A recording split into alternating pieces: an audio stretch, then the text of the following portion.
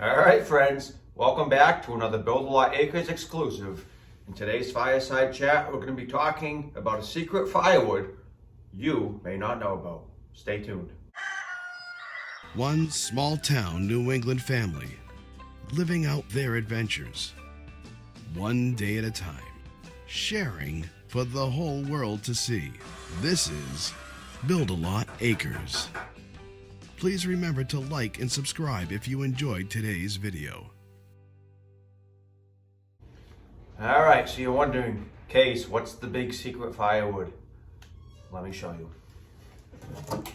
Black birch.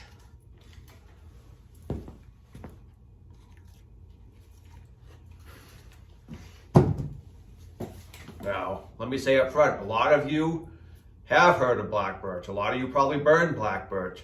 But I know there's going to be a lot of you that it doesn't grow in your area and you've probably never seen it, never used it. You may not know it even existed. You might think of birch and only think of the white paper birch. So in today's video, we're going to go over some of the characteristics and some of the benefits to burning black birch. So let's get into it. There's multiple types of birch. Most people, I would assume, when they think of a birch tree, they think of the white paper birch.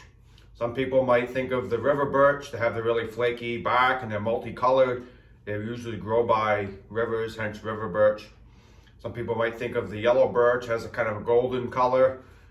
And some people may think of black birch.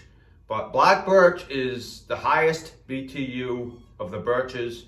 It also seasons about the quickest and it's the densest, and I believe it's just a great firewood. So why do I believe that?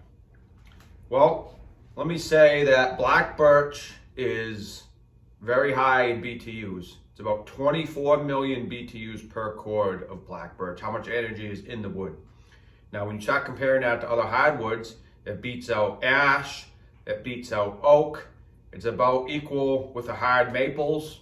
It's close to the hickories. It's just a very high energy wood when it comes to BTU rating.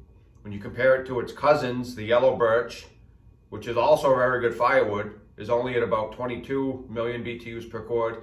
And when you go down to the white paper birch, you're more in the 19 to 20 million BTUs per cord. So you're losing a lot of energy. So another positive of black birch is the seasoning time. A lot of your woods are going to take 2 years, 2.5, sometimes up to 3 years like red oak. Whereas the black birch seasons fully in about 18 months, so about 1.5 years. And it's actually quicker than the yellow birch, which is closer to 2 years, and the white paper birch is closer to 2 years. So seasoning time, it's one of the quicker seasoning time woods. I would say the quickest wood is probably like an ash, which is almost, you can burn it when you cut it down, but certainly no more than 1 year for ash. And black birch isn't too far behind at about 1.5 years. You could probably almost get it down to 1 year if you had an ideal place to season where it was sunny, got a lot of wind, it was nice and open, there wasn't shade. But 1.5 years is about what you want to figure for black birch. Another reason that I think it's a great wood is it's pretty easy to process. It grows fairly straight and it doesn't grow huge. It does grow fairly large, but you know, at least around my property, which is loaded with black birch, and some relatives' properties in the area that are also have black birch, seems to cap out at around the 2-foot diameter range. Maybe sometimes up more like 26, 28 inches. That's about the max. It does not grip. I've never seen a huge black birch much bigger than 2 feet across. And I think the reason for that is they tend to die as they get older. They're more susceptible to diseases than a lot of the hardier hardwoods, such as the oaks and the hickories. But like I said, they get to about 2 feet in diameter. Now, as far as the back bark goes, when you have a young black birch, let's say maybe under 1 foot in diameter, they tend to have very thin bark and it's very tight bark. It's very tight to the tree.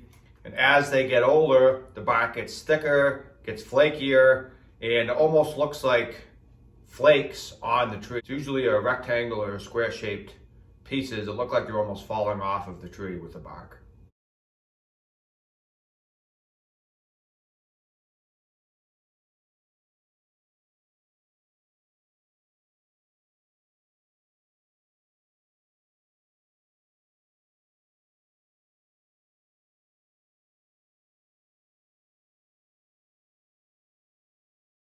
If you can get the birches when they're still in the younger phase and they have the thin bark, there's a number of benefits to that. The bark thickness isn't accounting for any of the wood, so pretty much all the wood is actually, burnable, good BTU wood, where some of your, let's say locust, or even some of your harder maples, some of your oak, they have much thicker bark, and it can tend to leave much more of a mess, not only when you process it, but also when you go to stack it. Let's say you stack it in your basement like I do. It can leave much more of a mess than the birches do. Another great thing about the black birch is it leaves great coals in the firebox. It reduces down to a pretty fine powder, and it gets a long time out of the burns. You can get multiple hours, easily overnight burns, and it throws a lot of heat. When you throw that in your firebox, it throws very similar amounts of heat that your hard maples and your hickories and your oaks are going to throw. So like I said, they tend to grow straight, which means that they split fairly straight. Not to the extent of like a red oak, but they do split fairly straight and fairly easily. I would say in a range of 1 to 10, 1 being the easiest splitting wood. Let's say a red oak is a 1 or a 2. And let's say a 10 is more of like a stringy elm. I would put black birch maybe in the 3 to 4 range. Some of them are really easy, almost as easy as oak. Other ones can be a little tougher. In general, they're a very easy splitting wood. So there are some negatives to consider with black birch as well. I would say the biggest negative is that they rot fairly quickly if you leave them in round form.